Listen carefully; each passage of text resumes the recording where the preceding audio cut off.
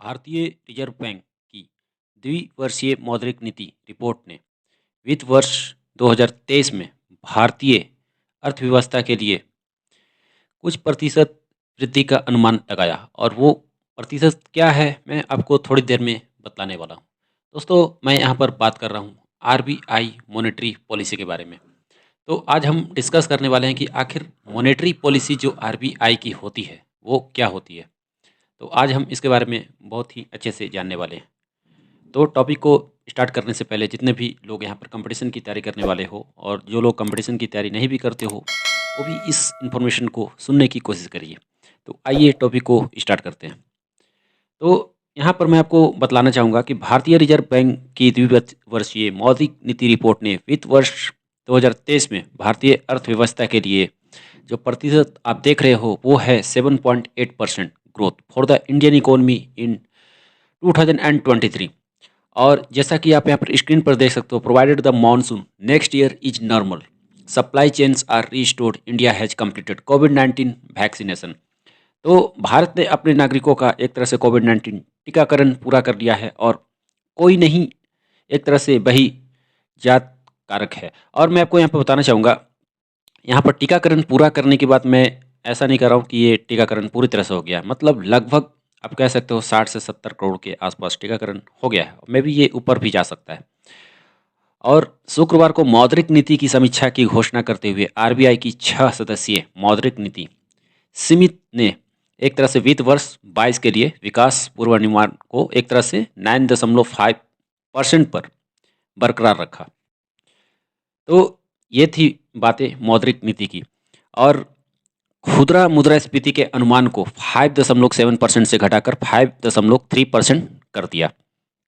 RBI की report से 10 सबसे महत्वपूर्ण एक बातें हैं, जैसे कि मैं आपको बताना चाहूँगा कि यहाँ पर कुछ महत्वपूर्ण बातें हैं और इस महत्वपूर्ण बातें को आपको यहाँ पर जानना है। तो देखिए, while announcing the review of the monetary policy on Friday, the RBI 6 member monetary policy committee retain the growth forecast FY 2020। इसका मतलब हुआ कि 2022 तक ये अनुमान है यहाँ पर 9.5% तक लाने का। मतलब वित्त वर्ष 2022 के लिए विकास पूर्वानुमान को एक तरह से 9.5% पर बरकरार रखा। और अर्थव्यवस्था में सुधार के लिए भारत की आर्थिक गतिविधि जून 2021 से सामान्य हो रही है। दूसरी, कोविड-19 लहर के कम होने, प्रतिबंधों में छूट और टीकाकरण दर में सुधार के साथ रुकी हुई मांग के जारी होने से शहरी मांग में तेजी आने की संभावना है। और यहाँ पर पूंजीगत व्यय हो या फिर सुधारों पर सरकार का ध्यान और बड़े एफडीआई प्रवाह निवेश गतिविधि के लिए अनुकूल वातावरण प्रदान यहाँ पर किया जा रहा है। तो आइए इसके बारे में और भी कुछ चर्चा करें। यहाँ पर आप देख सकते हो conducive environment for investment, economy recovering. जैसा कि मैंने आपको बताया कि यहाँ पर एक तरह से अर्थव्यवस्था में सुधार होते हुए दिखाई दे रहा है। और आप देख सकते हो स्क्रीन पर, जैसा कि रिलैक्सेशन इन रेस्ट्रिक्शन, जो भी प्रतिबंध लगाए गए थे अब उसमें भी धीरे धीरे एक तरह से रिलैक्सेशन मिल रही है। इकोनॉमिक कंडीशन भी एक तरह से सुधार हो रही है और improvement in the vaccination rate. तो आइए इसके बारे में और कुछ चर्चा करते हैं। अब दोस्तों, जैसे कि आरबीआई मॉनेटरी पॉलिसी के बारे में जैसे मैं बात कर रहा था, तो आप यहाँ पर देख सकते हो ये टर्म्स हैं, ये इंडिकेटर हैं आरबीआई मॉनेटरी पॉलिसी के। तो आप देख सकते हो सीआरआर का जो रेट अभी करंट में है, ये मैं बात कर रहा हूँ अभी हाल ही का, जो ये अपडेट इन्फॉर्मेशन है। और सभी चीज़ आप समझ जाओगे, वो भी बिल्कुल आसान भाषा में। ये जो टर्म देख रहे हो, तो ये सभी चीज़ आप समझने वाले हो। तो देखो, ये जो है सीआरआर वो है 4%, एसएलआर जो है वो अभी 18% है, repo rate 4%, reverse repo rate 3.35%, marginal standing facility 4.25%, bank rate 4.25%। तो यहाँ पर कुछ लोग जो होते हैं कंपटीशन की तैयारी करने वाले, तो ये सब वर्ड्स देख करके बहुत ही ज़्यादा घबरा जाते हैं। बट आपको यहाँ घबराना नहीं है, मैं आपको बिल्कुल ही आसान भाषा में समझा दूंगा, जिससे कि आपका या फ्यूचर कोई भी एग्जामिनेशन हो या फिर कोई भी नॉलेज आपको जानना हो इसके बारे में, तो आप बाद में भूलोगे नहीं। तो आइए सब कुछ बारी बारी से समझते हैं। देखिए, मैं ये सारी चीज़ों को समझाने वाला हूँ, तो आपकी जो घबराहट है वो अब कम हो जाएगी। मेनली मैं देखता हूँ कि इन सब वर्ड्स को, जो बैंकिंग टर्म के ये वर्ड्स हैं, इन वर्ड्स को देख करके बहुत लोग घबरा जाते हैं और वो समझ नहीं पाते हैं। तो आइए मैं कोशिश करूँगा इसे बिल्कुल ही आसान भाषा में समझाने का। देखिए, सबसे पहले जो टर्म है आप देख रहे हो इंडिकेटर, वो है रेपो रेट। अब ये रेपो रेट क्या होता है? देखिए, रेपो रेट क्या होता है सबसे पहले मैं आपको बताना चाहूँगा। सपोज़ कीजिए ये बैंक है आरबीआई, तो ये बैंक जो आरबीआई है, अब इस बैंक से जो जुड़े हुए जितने भी कनेक्शन है, तो वो सभी कमर्शियल बैंक होंगे। कमर्शियल बैंक तो आप समझ रहे होंगे, जितने भी पब्लिक सेक्टर बैंक हो गए, मेबी वहाँ पर हो सकता है प्राइवेट हो और वो पब्लिक हो। मैंने आपको बताया था कुछ वीडियो में पहले भी कि गवर्नमेंट बैंक इंडिया में सिर्फ एक ही है और वो है आरबीआई। यहाँ पे बहुत लोग कंफ्यूज होते हैं कि गवर्नमेंट बैंक तो यहाँ बहुत सारे हैं, एसबीआई भी हैं, यहाँ पर इलाहाबाद बैंक भी गवर्नमेंट है, बैंक ऑफ बड़ौदा भी है। नहीं, तो ये आपका सोचना गलत है। वो सब पब्लिक सेक्टर बैंक है। जैसा कि मैंने बताया कि कुछ उसमें सबसे ज़्यादा हिस्सा जो होता है सरकार का होता है और कुछ परसेंट जो हिस्सा होता है वो आप कह सकते हो जो प्राइवेट ऑनर्स है वो उनका होता है। तो इन्वेस्टमेंट ज़्यादा सरकार का है, बट जो प्राइवेट ऑनर्स का जो इन्वेस्टमेंट है वो थोड़ा कम है। तो उस टाइप के बैंक को हम कहते हैं पब्लिक सेक्टर बैंक। और वो सब बैंक को आप एक तरह से सेमी गवर्नमेंट कह सकते हो, बट आप उसे फुल्ली गवर्नमेंट नहीं कह सकते हो। फुल्ली गवर्नमेंट इंडिया में बस एक ही है, वो है आरबीआई। तो देखिए, उसके साथ जो भी बैंक जैसे मान लीजिए एचडीएफसी हो गए, एक्सिस बैंक हो गए, वो आप कह सकते हो वो फुल्ली प्राइवेट है। ठीक है। अब कमर्शियल बैंक में सारे बैंक आ जाते हैं। तो मैंने अब आपको मैं यहाँ पर समझाऊंगा रेपो रेट आखिर होता क्या है। जैसे मान लीजिए कोई भी कमर्शियल बैंक हो, अब उसे क्या है एक तरह से शॉर्ट पीरियड ऑफ टर्म के लिए, शॉर्ट पीरियड ऑफ टर्म के लिए यहाँ पर उनको एक तरह से मान लीजिए कुछ फंड की जरूरत होती है। जैसा कि आप यहाँ पर देख सकते हो, commercial bank borrow money by selling their securities to the central bank to our country. और सेंट्रल बैंक क्या है? Reserve bank of India. तो ये क्या करेंगे? अपना सिक्योरिटीज को सेल करेंगे। सिक्योरिटीज कहने का मतलब जो बॉन्ड्स होते हैं, जो गवर्नमेंट पेपर्स होते हैं, बिल्स ऑफ एक्सचेंज वगैरह, तो वो मतलब एक तरह से कमर्शियल बैंक क्या करेंगे? वो सेल करेंगे। किसे? आरबीआई को सेल करेंगे। अब आरबीआई उनके बदले वहाँ पर उन्हें पैसे देते हैं, तो वहाँ पर वो कैश देते हैं। तो आप कैश तो देते हैं, लेकिन वो कैश उन्हें फ्री में नहीं देते हैं। कैश अगर दे रहे हैं तो उनके बदले वो इंटरेस्ट चार्ज भी करेंगे। अब जैसा कि मैंने थोड़ी देर पहले आपको बतलाया कि जैसे आप देख सकते हो यहाँ पर रेपो रेट जो आप यहाँ पर वैल्यू देख रहे हो वो है 4%। तो अब ये 4% है, वो उसी के हिसाब से देगी। ठीक है। तो यहाँ पर मेनली जो रेपो रेट है अभी के हिसाब से, तो आरबीआई इसी के हिसाब से ही देगी। तो अब जैसे इसे कैश दिया, अब जो इंटरेस्ट मिलेगा वो भी इसी के हिसाब से मिलेगा। किसे? आरबीआई को। अब ये शॉर्ट टर्म पीरियड के लिए देगी। तो इसी प्रोसेस को हम क्या बोलते हैं? एक तरह से रेपो रेट कहते हैं। तो मैंने आपको बताया in case of shortage of fund due to some structural measures it is one of the main tools of RBI to keep inflation under control. तो यहाँ पर इससे क्या होता है? आरबीआई को महंगाई को घटाने में मतलब कंट्रोल रखने में मदद मिलती है। तो अब मान लीजिए कि यहाँ पर रेपो रेट है जो 4% है, तो 4% है, तो यहाँ पर अब क्या है? रेपो रेट ये बैंक को दे रही है। अब बैंक के पास पैसा आया, अब बैंक जो है इसको लोन के रूप में यूज कर सकती है, इन्वेस्टमेंट के रूप में यूज कर सकती है। ठीक है। तो यहाँ पर एक तरह से इन्फ्लेशन भी कंट्रोल होगा। तो आपने समझ लिया कि आरबीआई जो है ये देगी बैंक को कैश विथ इंटरेस्ट के साथ, और for short period of time के लिए देगी। ठीक है। और वो भी उधार के रूप में, ये ध्यान रहे, बोरोविंग मतलब ये उधारी के रूप में दिया जाता है। ठीक है। अब देखिए रिवर्स रेपो रेट क्या होता है? रिवर्स रेपो रेट जस्ट इसका उल्टा है। अब पहले आरबीआई ने दिया, अब यहाँ पर जितने भी कमर्शियल बैंक है, जितने भी कमर्शियल बैंक हैं वो देंगे आरबीआई को। तो सपोज कीजिए ये कमर्शियल बैंक है, अब देखिए यहाँ पर ये देंगे आरबीआई को। क्या देंगे? कैश देंगे। और किसके रूप में? बोरविंग के रूप में, मतलब उधारी दे रहे हैं, फ्री में नहीं दे रहे हैं, उधारी दे रहे हैं। और मैंने आपको ये भी बताया, यहाँ पर आप देख सकते हो रिवर्स रेपो रेट अभी जो चल रहा है वो 3.35%। तो ये भी जो देंगे यहाँ पर इस रेट के हिसाब से ही देंगे। ठीक है। अब इंटरेस्ट चार्ज भी होगा तो इसी के आधार पर ही होगा। ठीक है।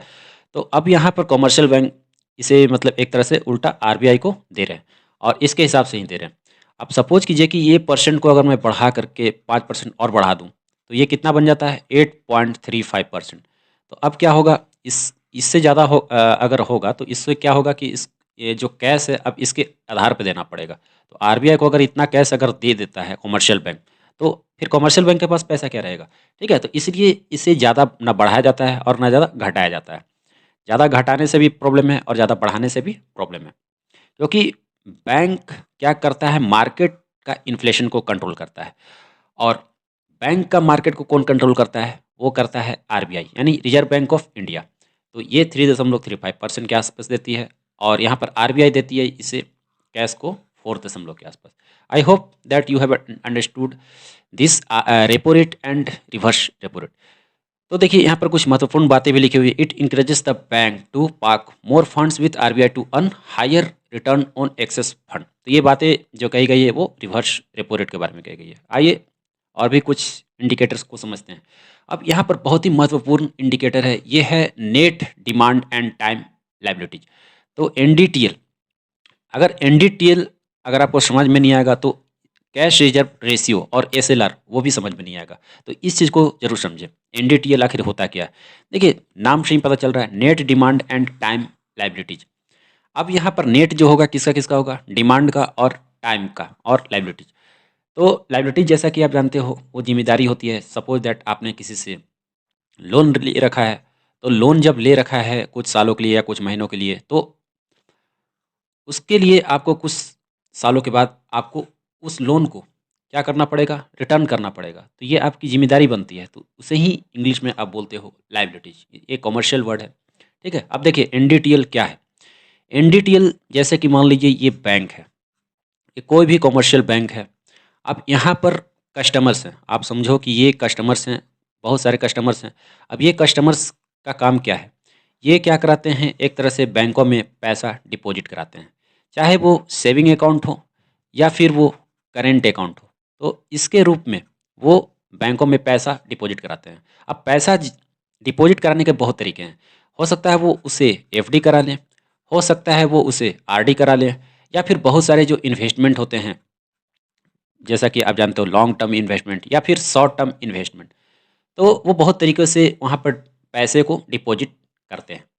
अब जैसे क्या है, सेविंग अकाउंट में जब पैसा रहेगा तो ज़रूरत के हिसाब से वो पैसे निकालेंगे, और जितना भी पैसा पब्लिक का जमा है उसके हिसाब से बैंक क्या करती है, उसे वो उसी पैसे को लोन के रूप में बहुत सारे अदर्स कस्टमर को वो पैसे देती है। तो बहुत सारे कस्टमर ने पैसा को जमा किया, अब उसी पैसे से बैंक अदर्स कस्टमर्स को लोन के रूप में देती है। अब लोन से बैंक को क्या फ़ायदा है, उस लोन से बैंक को एक तरह से इंटरेस्ट मिलता है, जिससे कि इकोनॉमिक जो प्रॉफिटाइजेशन ऑफ इकोनॉमी हो, जो फ़ायदा होता है तो वो फ़ायदा बरकरार रहे। इसी की वजह से बैंक लोन को डिस्ट्रीब्यूट करती है। अब आपका सवाल उठ रहा होगा, तो हम तो डिपॉजिट करते हैं, तो हम डिपॉजिट तो निकालते भी तो हैं, पैसा निकालते भी तो हैं, विथड्रॉल करते हैं, जिसे इंग्लिश में आप कहते हो विथड्रॉ करना। हाँ, निकालते तो हैं, लेकिन आप ये भी तो सोचें, कस्टमर एक नहीं है, यहाँ हमारे देश की आबादी 135 करोड़ से भी ऊपर है। तो अब सारे कस्टमर तो एक साथ पैसे तो नहीं निकालेंगे। अब जितना पैसा अकाउंट में रहेगा उसके हिसाब से वो निकालेंगे, और जो बचा हुआ पैसा उसे वो लोन के रूप में यूज करेंगे। हाँ, दूसरी बात, एफडी है, आरडी है, पीपीएफ है। तो वैसे पीपीएफ तो वैसे अब ये चीज़ जो है ये सेंट्रल गवर्नमेंट का है, तो वैसे बैंक के द्वारा भी ये होता है।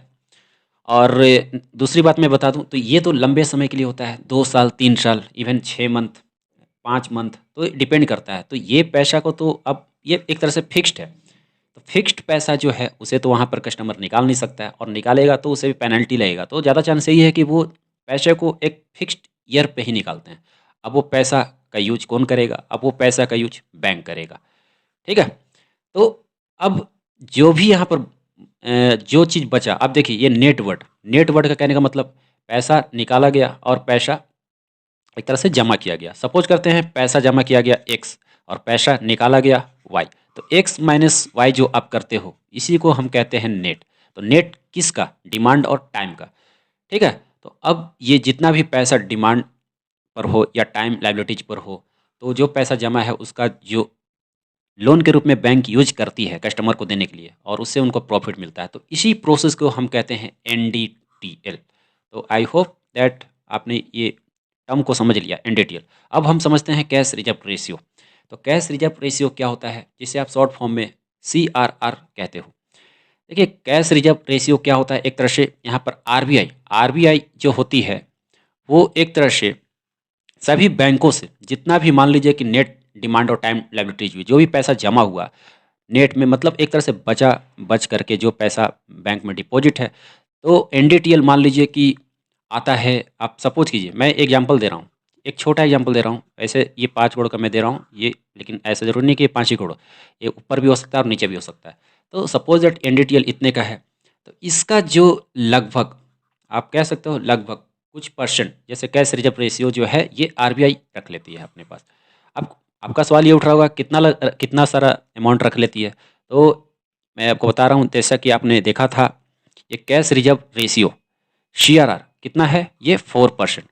ठीक है, रेपो रेट भी 4% ही है। ठीक है, दोनों 4% है। तो रेपो रेट तो मैंने आपको समझा दिया, तो आप समझ रहे हो कैश रिजर्व रेशियो। तो कितना रखेगा, इसका 4% रखेगा। तो जैसा कि आप निकालोगे 4%, तो 5 करोड़ का 4% आप निकाल कर देख लो, ये लगभग कितने हो जाएंगे, 1 टेंस 100,000 10,000 लाख 10 लाख करोड़। तो जब आप ये 4% निकालोगे तो इसका 2 जीरो हट गया, और मीन्स 4 5 या 20, तो 20 पर कितना जीरो हो गए, 1 2 3 4 5, 1, ये 20 लाख, 20 लाख ये आरबीआई अपने पास रखेगी। तो यही जो फिक्स रिजर्व है ये अपने पास आरबीआई रखती है। क्यों रखती है, अब ये भी बड़ा सवाल है। इसलिए रखती है, सपोज दैट नेक्स्ट फ्यूचर में कोई बैंक अगर घाटे में हो जाता है, या फिर विंडिंग अप कहने का मतलब, अब अगर वो बैंक डूबने वाली है, तो वो जो पैसा रिजर्व आरबीआई के पास था, उस पैसे से वो यूज करके वो अपना इन्फ्लेशन को कंट्रोल कर सकती है। तो आई होप आपने समझ लिया कि कैश रिजर्व रेशियो क्या होता है। अब हम समझेंगे स्ट्रेचरी लिक्विडिटी रेशियो, जिसे आप शॉर्ट फॉर्म में बोलते हो एसएलआर। अब ये स्ट्रेचरी लिक्विडिटी रेशियो होता क्या है, देखिए वो भी लगभग कैश रिजर्व रेशियो जैसा कि आपने समझा, वो भी, ये भी एक तरह से क्या है, रिजर्व ही है। अब इसमें जैसे कि क्या होता है, अंतर क्या है, वो कैश के रूप में था, ठीक है, लेकिन ये कैश के रूप में भी हो सकता है, इसमें कैश तो आएगा ही, और साथ साथ इसमें क्या हो सकता है, जैसे गोल्ड रिजर्व हो सकते हैं, इसमें आप कह सकते हो बॉन्ड्स हो सकते हैं, जो भी हो, गोल्ड सिल्वर वगैरह, जो भी आप ऐसा एग्जाम्पल ले सकते हो। तो इसमें जो स्टॉक्स होते हैं एसेट टाइप, तो इन सब चीज़ों को रिजर्व में रखा जाता है। तो बहुत सारे बैंकों के पास गोल्ड होते हैं, बॉन्ड्स होते हैं, कैश होते हैं, अदर जितने भी एसेट हैं लगभग जो बैंक यूज करती है उसे वो रखती है। तो इसी चीज़ को हम कहते हैं स्ट्रेचरी लिक्विडिटी रेशियो। और मैंने आपको बताया था स्ट्रेचरी लिक्विडिटी रेशियो जो है अभी वो कितना है, एसएलआर। वैसे यहाँ पर आप देख सकते हो अभी तो ये 18% है। तो 18% है, और 18% बहुत ही ज़्यादा होता है। तो अब देखिए ये नियम है बैंक का, स्ट्रेचरी लिक्विडिटी रेशियो ये थोड़ा सा ज़्यादा रहता है। तो अब 18% है, तो 18% ये कौन रखेगा रिजर्व, ये रिजर्व रखेगा आरबीआई। नाम ही है इसका, रिजर्व बैंक ऑफ इंडिया। तो रिजर्व का काम तो ये करेगी ही, साथ साथ बैंक पैसा बनाने का तो काम करती ही है। और ये 18% ये अपने पास रिजर्व रखेगी। ठीक है, अब रिजर्व रखती क्यों है, मैंने आपको बताया, दो फॉर्म में, जैसे कैसे रिजर्व रखती है और इसके रूप में भी रिजर्व रखती है। मान लीजिए कोई सोने चांदी वगैरह जो भी हो, इसमें भी अगर कॉमर्शियल बैंकों को घाटा हो रही है फ्यूचर में, तो बाद में वो अपना पैसा का जो मेंटेनेंस होता है वो यहाँ से कर सकती है, एसएलआर से। और आप यहाँ पे स्क्रीन पर कुछ पढ़ भी सकते हो, it is basically the reserve requirement that banks are expected to keep before offering credit to customer. अब ये क्रेडिट जो है कस्टमर के लिए रखती है पहले से ही। और reserve bank of India but with bank themselves, SLR is fixed by the RBI, और ये आरबीआई के द्वारा ही फिक्स्ड की जाती है। ठीक है, ये रेट जो है 18% 19% ये आरबीआई ही फिक्स करती है। क्यों, क्योंकि आरबीआई ही इस रिजर्व को रखती है। और CRR SLR have been traditional tools, ये बहुत ही ट्रेडिशनल टूल है, मतलब बहुत ही शुरू से चलते आ रहा है सेंट्रल बैंक्स मॉनेटरी पॉलिसी के द्वारा। और इससे क्या होता है, क्रेडिट कंट्रोल, मतलब जितने भी उधारी में ग्रोथ लाना हो उसको कंट्रोल करना हो, फ्लो ऑफ लिक्विडिटी, ठीक है, पैसा डूब रहा हो या फिर मान लीजिए डिफ्लेशन इन्फ्लेशन आई हो तो उसको कंट्रोल करना हो, तो इसीलिए इस टूल्स का यूज किया जाता है। अब ये सेक्शन 24(2)(a) के हिसाब से ये डिस्क्राइब किया गया एसएलआर को, और बैंकिंग रेगुलेशन एक्ट के तौर पर इसे लाया गया। और बैंकिंग रेगुलेशन एक्ट ये आया था 1949 के। जितने भी कंपटीशन वाले हो वो खासकर इस चीज़ को ध्यान दो। अब हम समझेंगे यहाँ पर एमएसएफ, जिसका फुल फॉर्म होता है मार्जिनल स्टैंडिंग फैसिलिटी। अब आपका सवाल उठ रहा होगा ये मार्जिनल स्टैंडिंग फैसिलिटी क्या है, मैंने तो बहुत चीज़ें देख ली, repo rate, reverse repo rate, cash reserve ratio आपने देख लिया, एसएलआर देख लिया। अब आपका सवाल उठ रहा होगा कि इतना सारा टर्म अब बैंक क्यों यूज कर रही है। देखिए कुछ कारण है, तो एमएसएफ क्या होता है आप समझ लो, मार्जिनल स्टैंडिंग फैसिलिटी। अब जैसे आपने कैश रिजर्व रेशियो तो देख लिया, रेपो रेट भी देख लिया, तो रेपो रेट में मतलब एक तरह से रेपो रेट तो वहाँ पर दिया जाता है। अब रेपो रेट को मान लीजिए कि जितने भी कमर्शियल बैंक हैं जितने भी कॉमर्शियल बैंक हैं, ठीक है। अब ये कॉमर्शियल बैंक मानते हैं कि आरबीआई से रेपो रेट वगैरह ले करके रखा हो। अब ले करके तो रखा है, मान लीजिए कि फ्यूचर में इस रेपो रेट को अगर वो दे नहीं पाती है या फिर कुछ लॉसेस से गुजरती है, तो वहाँ पर अब आरबीआई क्या करेगा, एमएस शेप देगा, मतलब मार्जिनल स्टैंडिंग फैसिलिटी देगा, जिससे कि वो लॉस में ना डूबे। जैसा कि आप देख सकते हो, it's a window for bank to borrow from the reserve bank of India. तो एक तरह से विंडो है जहाँ से बैंक जो है रिजर्व बैंक ऑफ इंडिया से पैसा लेती है उधारी के तौर पर, इन एन इमरजेंसी सिचुएशन। ध्यान रहे, ये इमरजेंसी सिचुएशन, जैसे मैंने बताया, मान लीजिए पहले से रेपो रेट कमर्शियल बैंक ने ले रखा है, किससे, आरबीआई से। अब इस पैसे को वो मेंटेन नहीं कर पा रही है फ्यूचर पीरियड, ठीक है। तो अब वो सिचुएशन जो हुआ, किस टाइप का सिचुएशन हुआ, वो सिचुएशन जो हुआ वो इमरजेंसी टाइप का सिचुएशन हुआ। तो इस सिचुएशन में वो एमएसएफ का यूज कर सकती है, when inter bank liquidity ड्राइज up completely, ठीक है। तो वो पूरी तरह से हो जाती है। Banks borrow from the central bank, central bank से ये बोरो करेगी बाई प्लेजिंग गवर्नमेंट सिक्योरिटीज। तो यहाँ पर वो भी गवर्नमेंट का सिक्योरिटीज को वो एक तरह से बंधक पर लगाएगी। प्लेजिंग मतलब बंधक पर लगाना, एट अ हायर रेट, ठीक है। अब इसका जो रेट रहेगा थोड़ा सा ज़्यादा होगा, ठीक है, किससे, रेपो रेट से ज़्यादा होगा, ठीक है, क्योंकि पहले से ही वो लॉस में हुआ है, तो अब वो पेनल्टी तो वहाँ पर देना पड़ेगा under the liquidity adjustment facility, ठीक है। और किसके अंतर्गत, लिक्विडिटी एडजस्टमेंट फैसिलिटी के अंतर्गत। लिक्विडिटी आपने समझा दिया मैंने, जैसे कि वो एसेट जैसे आते हैं आपको, गोल्ड वगैरह, सिल्वर, जो भी हो, और विभिन्न तरह के एसेट्स होते हैं। अब अगला टर्म फिर से आया, एक बैंक रेट। फिर से आपका सवाल उठ रहा होगा, इतने सारे टर्म आने के बाद फिर बैंक रेट की क्या जरूरत पड़ गई। देखिए, बैंक रेट की ज़रूरत क्या पड़ेगी, मैं बताता हूँ। बैंक रेट जो है रेपो रेट से भी पहले से चलते आ रहा है। अब रेपो रेट आने के बाद फिर बैंक रेट को क्यों लाया गया? तो देखिए, बहुत ही आसान भाषा है इसका, बहुत ही लॉजिक मैं आपको समझाने वाला हूँ आसान भाषा में। एक्चुअली होता क्या है, रेपो रेट जो बैंक, कमर्शियल बैंक लेता है आरबीआई से, वो शॉर्ट पीरियड ऑफ टाइम के लिए लेता है। कितने, शॉर्ट पीरियड ऑफ टाइम के लिए। अब वो टाइम कितना भी हो सकता है कुछ महीने के लिए, हो सकता है कुछ शॉर्ट ईयर के लिए। लेकिन बैंक रेट जो दिया जाता है, बैंक रेट जो दिया जाता है, वो लॉन्गर पीरियड ऑफ टाइम के लिए दिया जाता है, ठीक है। और बैंक रेट मैंने आपको बतलाया, ये बैंक रेट जो अभी चल रही है वो है 4.25%। ये आपको याद रखना है कि बैंक रेट हमेशा रेपो रेट से ज़्यादा होता है। अब तो जानते हो कि मैंने बताया आप लोगों की, ये लंबे समय के लिए ये दिया जाता है, ठीक है। और आरबीआई के द्वारा ये कमर्शियल बैंक को दिया जाता है। जैसे bank rate is the interest rate at which a nation central bank lend money to domestic banks often in the form of very short term loans, ठीक है। Managing the banks rate in a methods by central banks affect economic activity. तो कहने का मतलब यहाँ पर जैसे देख रहे हो, often in the form of very short term loans. तो ये मैं बैंक रेट की बात, ये शॉर्ट टर्म जो आया है ये बैंक रेट की बात नहीं है। अब जैसे यहाँ लिखा हुआ है, lower bank rates can help to expand the economy. Bank rate अगर कम रहेगा तो इकोनॉमी बरकरार रहेगा, अगर ज़्यादा रहेगा तो उससे क्या होगा, फिर अब बैंक को ज़्यादा पैसा यहाँ पर देना पड़ेगा आरबीआई को। अब वो क्या करेगा, कस्टमर से भी जितना जो लोन देगा उसको भी ज़्यादा इंटरेस्ट बढ़ा देगा। तो आरबीआई अगर इंटरेस्ट बढ़ाता है तो बैंक को भी पब्लिक के लिए इंटरेस्ट बढ़ाना पड़ जाएगा। तो इससे क्या होगा, इकोनॉमिक कंडीशन ही खराब हो जाएगा, ठीक है। अगर कम रहता है तो इकोनॉमिक कंडीशन को कंट्रोल किया जा सकता है। अब यहाँ पर आप वेरी शॉर्ट टर्म ये मत समझना, क्योंकि ये लॉन्ग टर्म के लिए ही होता है, ठीक है। तो शॉर्ट टर्म को मेंटेन करने के लिए वहाँ पर लॉन्ग टर्म को लाया गया। जैसा कि अब यहाँ पर आपने देखा था रेपो रेट, तो रेपो रेट को जैसा कि मैंने बतलाया था, एक तरह से शॉर्टेज ऑफ फंड, ये शॉर्टेज ऑफ फंड को बरकरार करने के लिए, ठीक है। और यहाँ पर लंबे पीरियड के लिए दिया जाता है। तो आई थिंक आपने इस सारे टर्म को समझ लिया, और आप इस सारे पेजेस पर जाएं, जितने भी पेजेस आप देख रहे हो, ट्विटर, आईडी, इंस्टाग्राम, आपको लेटेस्ट नोटिफिकेशन मिलते रहेंगे। और इसी के साथ हम मिलते हैं नेक्स्ट वीडियो में। जय हिंद एंड धन्यवाद।